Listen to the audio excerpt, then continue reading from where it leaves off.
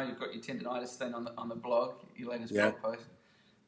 So it could be that or something else. What's a challenge that you've had to overcome in your music career or with your playing, either? I would say that let me say I wanted to learn jazz, and that I found that to be challenging.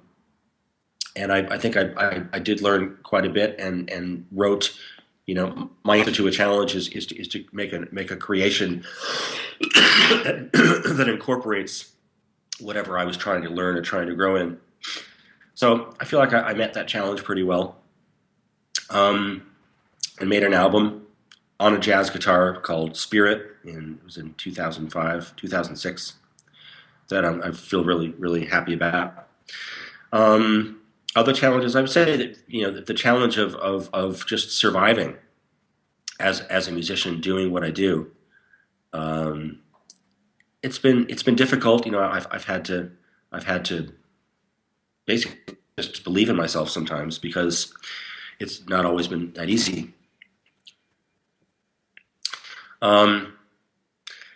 Yeah, I suppose that's all I can think of at the moment. The challenge really is to keep yourself in the right frame of mind, and not start going. Why aren't the agents breaking down my door? Why hasn't the BBC called recently?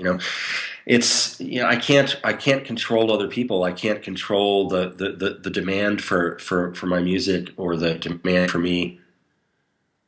All I can do is just keep doing what I do, and believe in myself. So just what I do, and good things come along as they come. Yeah.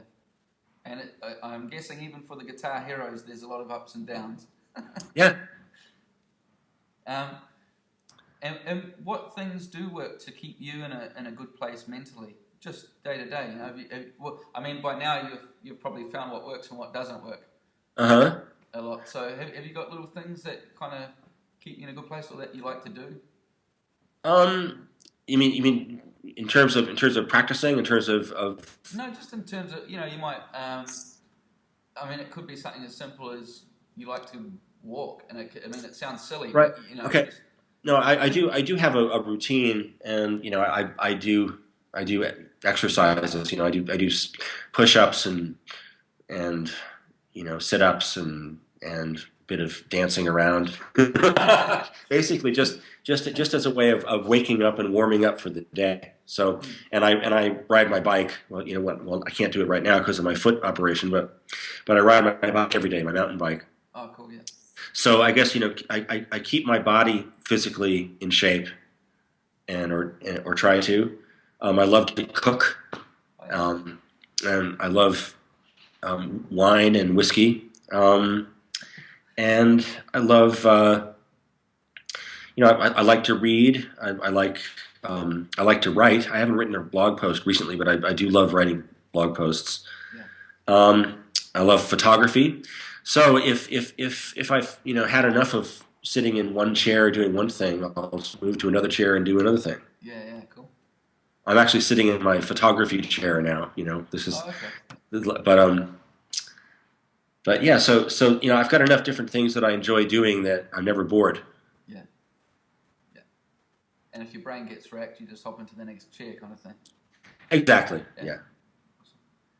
Awesome. What are some? We've talked briefly about Yorma and things, but who are some positive role models musically that you've had over the years? Especially maybe some of the more unknown ones. I like to hear about the underground musicians. Yeah, I don't know. I'm not the type who has reached out that often for role models or heroes. I think that there were certainly plenty of great players that I appreciated, but I've always turned inward for that.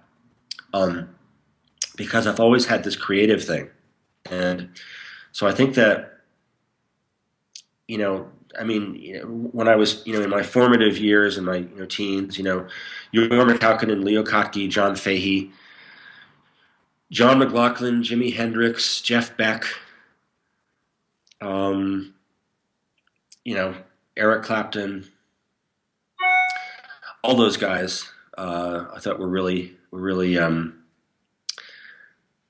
great. Really gave me ideas about the kind of path that I wanted to be on.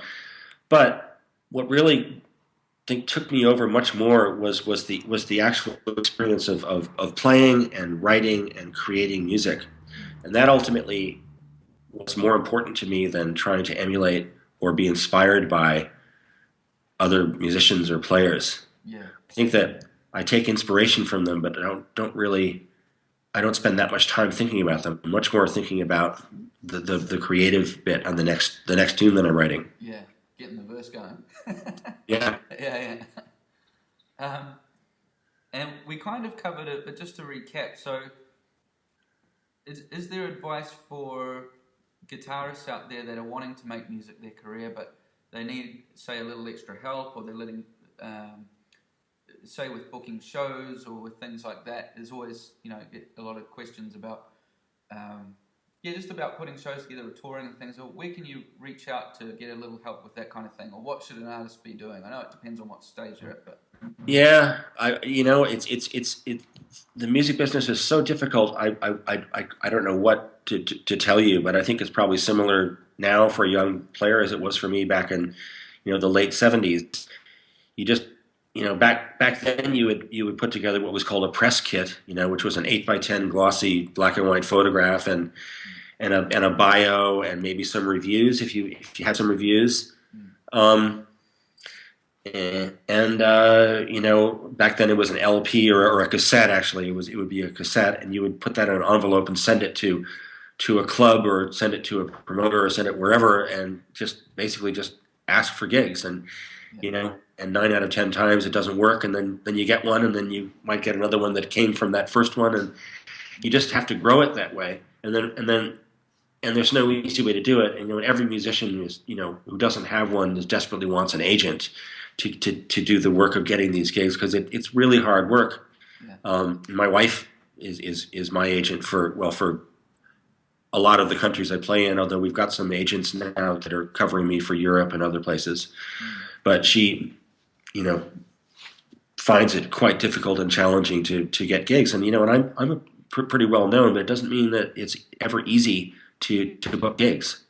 yeah, So you just have to know what you're doing, why you're doing it, and put up with and make the most of your successes, and understand that it's not easy.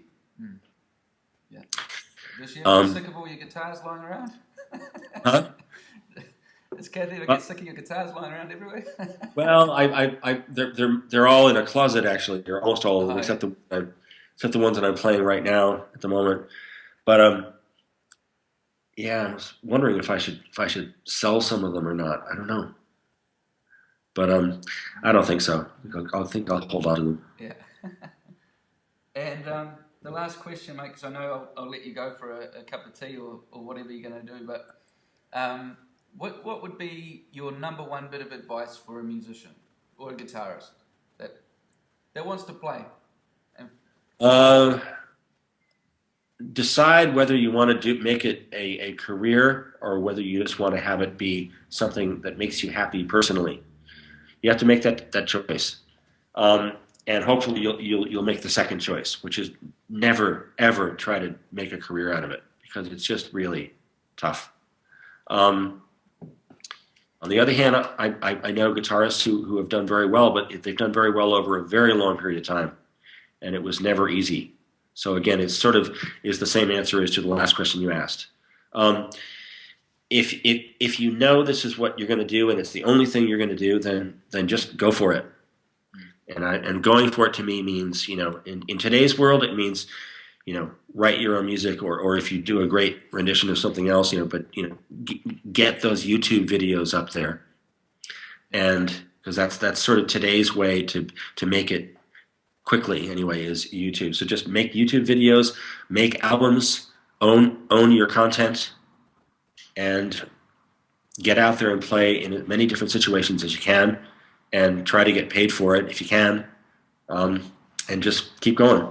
yeah, cool, awesome. Hey, thank you, Preston. And what's? I mean, you've got your main website. where would you like people to have a look at your music?